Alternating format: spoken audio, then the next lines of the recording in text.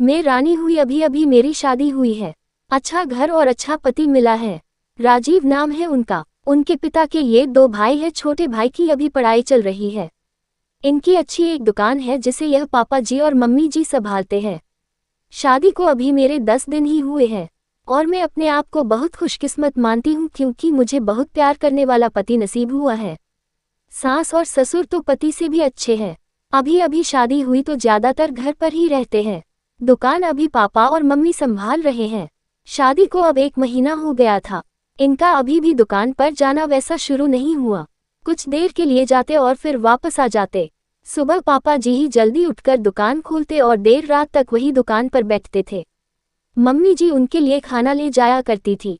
ये दिन भर मेरे पीछे ही घूमते।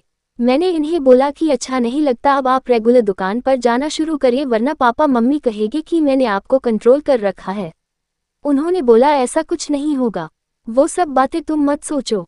एक दिन हमारे कमरे की नल की टंकी खराब हो गई तो हमारे बाथरूम में पानी नहीं था तो मुझे नहाने के लिए हाल के बाथरूम में जाना पड़ा।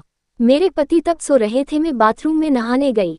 कुछ ही सेकंड के बाद वो भी उठकर दरवाजे के बाहर आ गए और बाहर से ही मुझे आवाज देते हैं, रानी तुम अंदर हो? मैंने बोला हाँ। अपने रूम में पानी नहीं आ रहा था इसलिए मैं बाहर आकर नहा रही हूँ। फिर जब तक मैं नहाकर वापस नहीं आई तब तक वो दरवाजे के बाहर ही खड़े रहे। ऐसा वो रोज करने लगे। एक दिन वो बाथरूम में नहा रहे थे तब कुरियर वाला आया। कोई था नहीं तो मैं रिसीव करने के लिए दरवाजे पर गई। मैं अभी उससे बात कर ही रही थी कि ये बाथरूम से टॉवेल में ही भाग कर आए। आते ही मुझे जोर से कहते हैं कि तुम अंदर जाओ। फिर उसके जाने के बाद किचन में आकर मुझसे कहते हैं कि इस तरह अनजान आदमी से बात करना सेफ नहीं है, तुम ध्यान रखा करो। फिर इसके बाद मैंने कई बातें देखी, जैसे जब हम बाहर जाते थे तब वो मुझे इधर उधर नहीं देखने देते थे। कहीं खाना खा रहे होते थे तो मेरी नजरें कहाँ है, मैं किसे देख रही हूँ देखते थे। बार बार अपनी जगह बदलते रहते थे। मेरे पति का ये स्वभाव मेरे सास ससुर भी देख रहे थे। उन्हें दुकान के काम से बाहर जाने को कहा तो उन्होंने मना कर दिया। फिर पापा को ही जाना पड़ा। वो बस मेरे पीछे ही रहते। फोन पर मैं किससे बात कर रही हूँ मेरे फोन में नंबर और मैसेज भी चेक किया करते। ये सब देखने के बाद मैंने सोच लिया कि अब उनसे बात करनी होगी।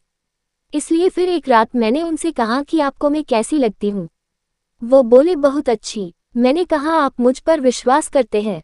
वो बोले क्यों, क्या हुआ? मैंने कहा कि आप जो ये सब कर रहे हैं ये ठीक नहीं लग रहा है। मैं चाहती थी कि मुझे बहुत प्यार करने वाला पति मिले, आप बिल्कुल वैसे ही हो जैसा मैंने सोचा था, लेकिन आप बहुत ज्यादा पैसेसिव हो। क्या आप मुझ पर शक करते हैं? क्या आपको लगता है मैं आपका भरोसा तोड़ूंगी? वो बोले नहीं ऐसा नहीं है।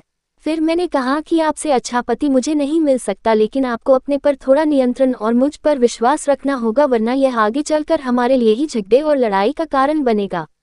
मुझे पता है शायद आपको मुश्किल लगेगा लेकिन आप थोड़ा थोड़ा बदलिए, मैं आपके साथ हूँ।